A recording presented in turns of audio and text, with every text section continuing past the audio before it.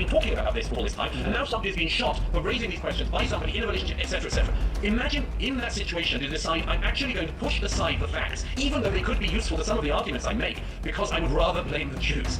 Yeah, but you know why? All right, folks, if you haven't seen this clip, really just amazing. Douglas Murray has to come in and just mop up this mess of an anti-Semitic, anti-Israel theory, which claims that Israel is connected to the Charlie Kirk assassination. Just a horrible, tragic assassination. And to make matters worse, the lazy, anti-Semitic fringe of the internet is accusing Israel. Watch Douglas Murray dismantle it. When you hear that said, and it almost goes by without mention that Tucker's at a memorial being watched by millions of people and just trashes the idea that Israel may have had something to do with this, and Charlie Kirk was aware of that, which I don't think squares with his real opinion, by the way. What did you make of that? Well, I thought it was less important what Carlson said at the memorial than what he'd said in the days after. You mentioned earlier Steve Bannon's claim that the messages from the shooter were somehow fake. That I don't know how somebody like Bannon has decided to come to that conclusion. I didn't know he had, but I had noticed Tucker Carlson and others in the aftermath of the murder of Charlie Kirk doing this kind of, someone else must have been involved.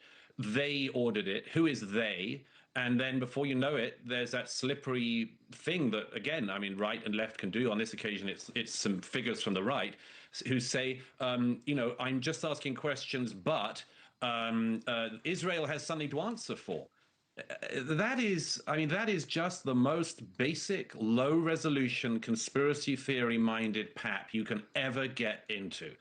It's worth saying again, as with the thing of political violence, something like the oldest hatred of anti-Semitism can come from the political left. In recent years, it has mainly come from the political left, I would say, from demonstrators at campuses across America thinking that they're defending the rights of Palestinians and chasing Jews across campus in 21st century America, screaming, "Go back to Poland." Okay, that's just overt anti-Semitism on the political left, and it is a major failing of the political left in America that it does not distance itself more from that eruption. Because, of course, they think only the right can be bigots, only the right can be racists, only the right can be anti-Semites.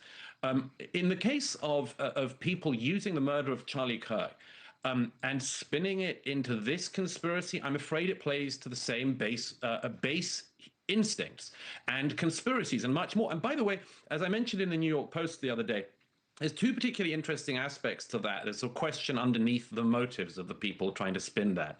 The first one is, notice that although Charlie Kirk said many critical things in his life, and I think rightly, certainly had the right to do so, about Islamic fundamentalism, about some of the fundamentals of Islam, weirdly, none of these figures on the sort of conspiratorial right in America have claimed that it was the Muslims who did it. That's quite interesting, because it's always interesting to see which conspiracy theory people are going to fall into. But the second thing that's much more striking to me is this, if I can say so quickly, which is, imagine how strange it is that, again, I mean, the trial is forthcoming of the alleged assassin, but imagine how strange it is that people on the political right in America who have warned in recent years about the transgender movement, who've warned about handing out cross-sex hormones, which have a major effect on people's brains and as well as on their physique and much more.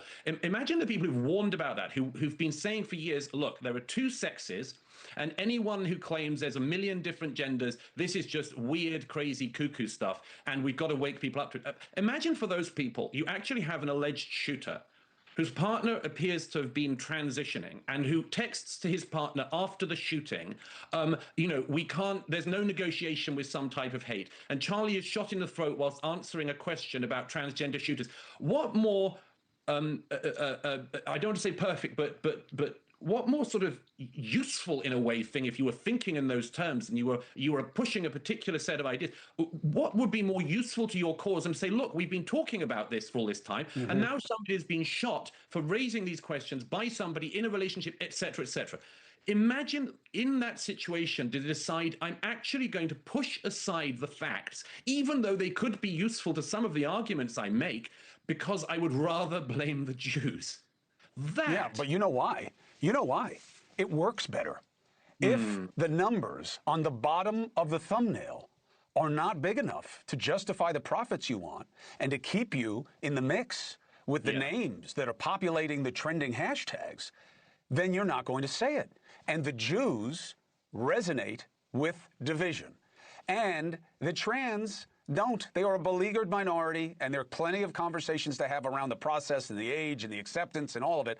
But all I know about the facts in this situation is that you had this POS that pulled the trigger, and it was the alleged trans person in those texts who was reasonably shocked by what he had done and why, and was questioning him about it. It was the non-trans in that equation that was the one who was acting crazy. But Sure. they do it because opportunistically, Doug. When I watched you, Douglas, with Rogan and Dave Smith, and most people won't know who that is, and maybe that's a good thing, but you know what you're talking about. You've covered the conflict. You understand the nuance. And literally, it was just listening to two people look at you and say, yeah, I don't see it that way. Nah, I don't like it. Yeah, and I'm a Jew, by the way, and yeah, I don't like it. And that is what is passing for a back and forth these days. And that's why I believe, Douglas, as we enter this next phase for the Jews, this is the new year and the 10 days of awe. And of course, our Christians will have their own calendar. It is a good time of the year to start thinking about what we're doing and what we're doing to ourselves. I would agree. And I'm very happy to have you as part of the conversation. I just had Go one ahead, thing Douglas. Make a last point for me.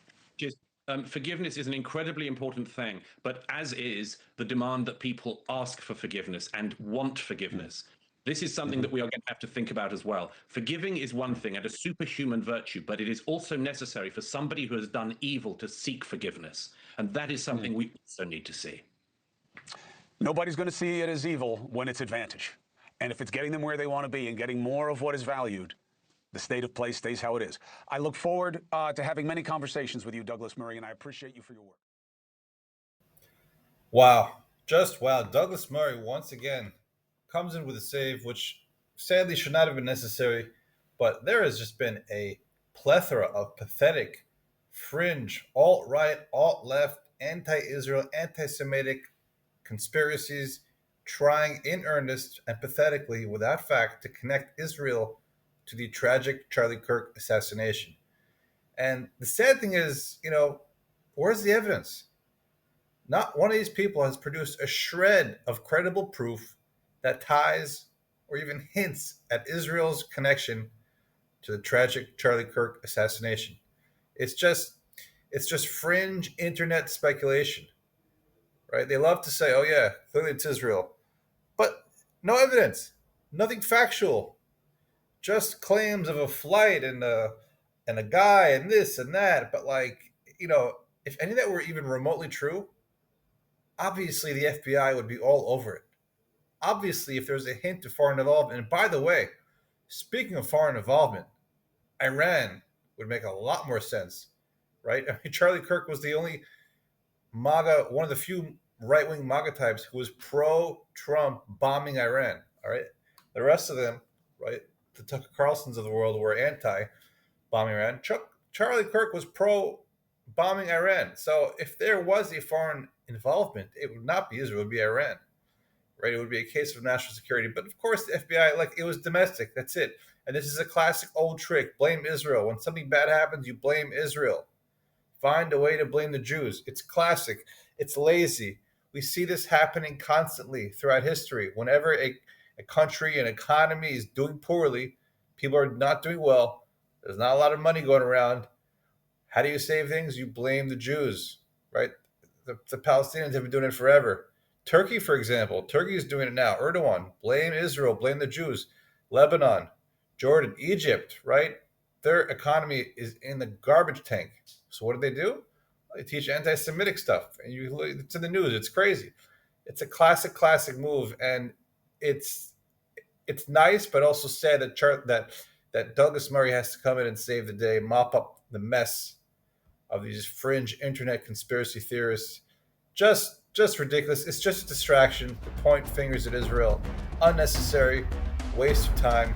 Douglas Murray once again to the rescue.